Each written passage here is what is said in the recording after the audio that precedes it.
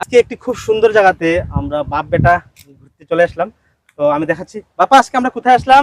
আজকে আমরা আসলাম অনেকই সুন্দর একটা জায়গা। আচ্ছা, জায়গাটা খুবই সুন্দর। হ্যাঁ, আমি হ্যাঁ। তো আগে আসিনি, আজকে প্রথম আসলাম। আচ্ছা, এসে দেখলাম যে না, জায়গাটা অনেকই সুন্দর। আপনারাও চাইলে এখানে আসতে পারেন, আচ্ছা, কিন্তু পারমিশন নিতে হবে। উইদাউট পারমিশন এখানে এলাও হবে না। আচ্ছা। পারমিশন নিয়ে এসে Yes. দেখতে পারেন জায়গাটা Right. কিরকম।